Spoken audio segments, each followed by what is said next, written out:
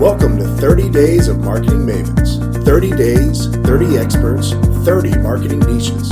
Brought to you by Profit Master Business Solutions. More leads, more sales, and more revenue for your small or medium-sized business. Click findnewrevenue.com to learn more. Now here's your host, Howard Walpoff.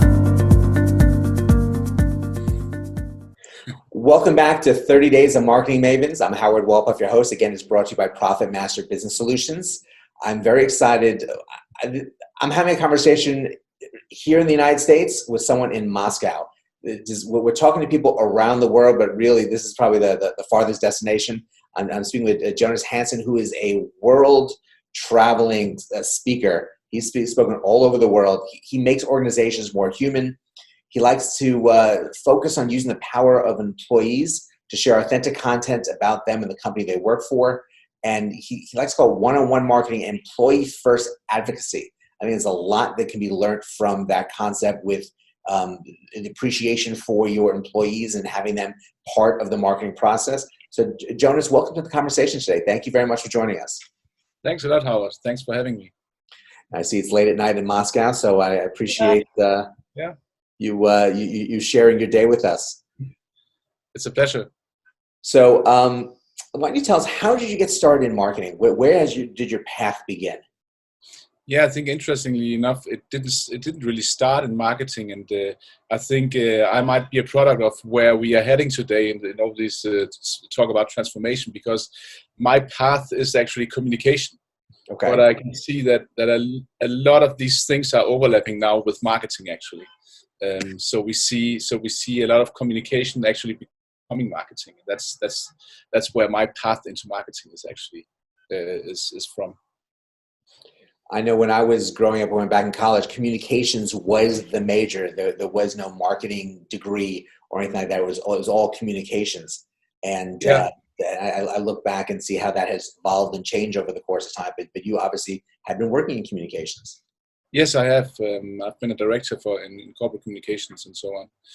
Now I'm working on my own, and I can just see that these things are starting to overlap, and that's why I think focusing on the employee as part of the external communication is becoming more and more important as we see that social media is evolving in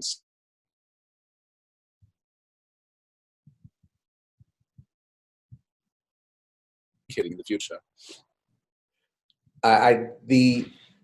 The way that employees view campaigns, and actually a lot of times with campaigns and stuff, you don't really see the employee because it's really whatever the company is putting through. But that it really is just, it takes away from the personal of the touch of what the company can actually share with the general public. Yeah, I mean, I like to think of it in a way where you could say social media has actually made traditional campaigns a bit irrelevant, because you get so many messages a day today. We are so distracted, so our brain is only reacting on things that are really highly relevant to us, and we want to engage with people that we know or can relate to.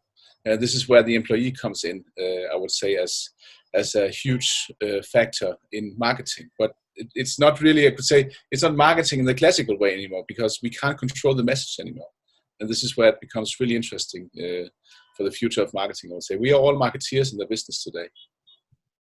That's very, very true. So when you talk about the employee, are you talking about the employee taking the messages they see their corporate office putting out and forwarding it, or are they participating in different ways?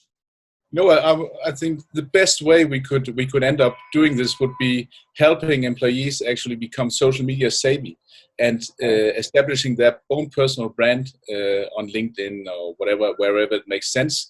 And that way, let them share what they know something about. And by letting them do that, helping them do that, there will be a positive, you could say, spillover effect to the business. Help them understand how blogging works, help them make a content plan and so on, if that's possible, and then let's see where it takes us. I think that would be a great way to do it. Not thinking so much about what we sell, but using our employees to actually show which expertise we have in the organization. So really, this would be part of the I guess the implementation, the training. Once you hire an employee, you train them on how to log into their computer. You train them on some Yeah, policies, procedures. But you're also going to have some sort of a course that yeah, that is the corporate way of doing social media, and help yeah. them set up accounts and a process of content marketing. Yeah, exactly. And I think that's part of the transformation we're talking about today in organizations is, we have these classical approaches to the way we train executive, for instance. They do a PR training course or whatever we call it. Why is social media not a really, really big part of this today? I don't think that is, because I don't see a lot of CEOs out there being active. And the same goes for employees. I mean, one of the big questions people or employees have in organizations today is, what am I allowed to share and what am I not allowed to share? So I think it's people have this question in their head, and why not help them with figuring out how can they actually help organizations, help their employers on social media. I think a lot of times it's more reactive instead of proactive. So you're saying, what am I Yeah, not allowed to share? I think HR departments might come to someone and say, you're a agent of the company. You shouldn't be posting X, Y, and Z on social media because it makes impression, as opposed to giving them the training of the right things to do to utilize the fact that they're an agent of the company, and help broaden their business, and obviously, hopefully, broaden the individual sales for them. yeah. So you say it becomes what's called untrustworthy, or what do you mean? I think, especially in the United States right now, Yeah, the people will have problems within their organizations if they do too much political posting on their yeah. Facebook pages, Oh for yeah, example. And yeah, so someone might speak to them saying, "You need to stop doing that because you represent the company," as opposed yeah. to and while that happens, perhaps even training them of how to be more positive and use this medium to help you as a salesperson, as an agent of the company, to help drive sales or at least goodwill for the company. Yeah, I mean, yeah. If I understand your question right, it's about, for me, it's about helping the company in a way where you first of all are profiling yourself and your expertise. So if you're salespeople, it's about sharing something about something about the thing something about. That could be, let's say, you sell cars. That could be something interesting content about a car. It doesn't necessarily have to be about the company you work for, but something interesting about cars. And that's the way I think it becomes authentic.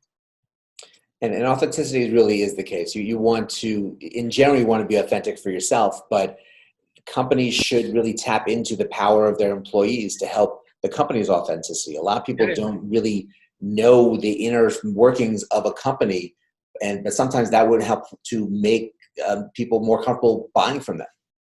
yeah, exactly. And it not only works externally, it also works internally. I have a client in Denmark. It's a hotel chain, and they have spotted some people in their organizations who are really delivering great service to their customers, and they are now they are now communicating on social media, telling about what great service is. And that is something that gets a lot of engagement from employees from the hotel chain externally. So that's really that's so things works both ways today. So you can brand your company, showing how good services you actually deliver, how good a service experience you deliver, and on the internal, it inspires people to maybe act in a similar manner than the people who are posting things on social media. There are a lot of times when companies don't really take a proactive approach to making their employees love being there, and really enjoy the Yeah. feeling of being appreciated by their company, utilizing social media in that way, and utilizing them in part of their strategy and campaigns really is a statement to show what they think about their employees in a positive way. Absolutely, and this is where I would say a great employee experience becomes really important. So these things, they go hand in hand. So if you as a company are not able to deliver a great employee experience, it becomes much harder to engage people on social media as ambassadors. So I think that's an important strategy to focus on as well. So going back to just the whole focus of an employee first advocacy and that strategy, what should companies really be focusing on to develop the right type of concepts to implement? So first of all, they should not focus on doing a lot of campaigns as they do today, and they should be willing to think differently. So they should be willing to if you want to go this, if they want to take the step, they should also be willing to transform the way they actually work today.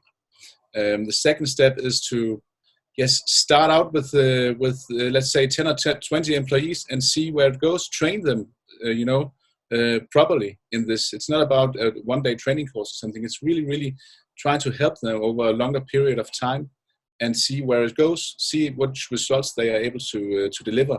And if that works, well, why not scale it if it delivers the results we want? That makes a whole lot of sense. In general, in marketing, you're always testing. Find some concept and test it out. If it works, then implement more. But here, there's amazing tools, and again, a very big human touch to really grow your campaigns if you utilize it the right way. Exactly, and that's what I mean when I say making organizations more human. It is really to get the employees from the organizations to actually be social on social media. And it really doesn't matter the size of the company. Small businesses can really utilize this probably easier than the corporations, because you're always working with each other. These conversations and trainings should be a whole lot easier, and everyone can feed off of each other participating. Yeah, and I think we both know, you're very active on social media. I try to be it as well. And I think I have been surprised how easy it has been for myself, to become a voice in Denmark, for instance. And I think in general, you could see I think there are about 600 million people on LinkedIn today, but only 1% they share content on a regular basis. So there is an opportunity to actually become a voice on social media. And that is such a powerful tool. And again, there's the percentage of people not utilizing it to its fullest is tremendous. So it gives you a route to really differentiate yourself. Yeah, and I think the investment is not big. So that's I think more as a time issue and a focus issue. Sure. So and this is because we are still in this hamster wheel, and we still, I tend, and sometimes when I speak, I say we cannot solve the challenges in the 21st century with the mindset from the 20th century. And I think that's our challenge today, is that we still think about how we did things in the past. We can't understand why it's not working in the future. Or we try to digitize the past by doing the same things we did yesterday, but just use some new technologies by doing and trying to do the same things. That's where we have a lot of marketing, social media campaigns and so on. We just took the campaigns we had as billboards and we just placed them on Instagram and wherever. Exactly. It's not a big transformation. There has to be some more thought involved in the process. Yeah. So with that said, what would you say is the number one strategy that's really working well for you and your clients to achieve their marketing goals? For me, it's actually focusing on the employee as a marketing, you could say, weapon. I mean, it is, and the reason why that is the case is that this is people can relate to people, So if you use a lot of different people, it's much easier to get a conversation going about your brand. So that is my number one weapon for marketeers, I would say, for marketing right now. And this is what I see from some of my clients. It works really well. So the engagement scores or engagement levels are much higher as soon as you use employees to communicate. Because campaigns, it's just not working anymore. And you can see the numbers. It's not something I have invented. It's just, it's just pure facts. But of course, everyone can send out a spam mail, or everyone can send out a campaign and pay a lot of money for it, and you will get some kind of reaction. Sure. But try something different and see how it goes. I'm pretty sure that you will get a lot more organic reach and organic engagement by doing so. I think that's really the way to go. And people want to be doing business with companies they like and they feel comfortable with, and there's a connection with. And just a generic campaign doesn't really tell that story. But if you have there's a commercial here for a cereal company, and they found a few different people on the line filling the boxes of cereal, but one in particular woman with just such charm that they've used her in a few different commercial campaigns, and it's really helped the level of sales that they've been having. That's the same thing that happened with the hotel chain I talked about earlier, actually. So that is really interesting that these things can happen and it can become extraordinarily powerful. So definitely something that's worth trying out. I think we should just think about, we should not bore our customers to death with marketing campaigns. They don't like it anymore. They don't want it. So let's try something else. Yeah. Well, it's good to have these different concepts to think about, ones that actually have show legs and that are working.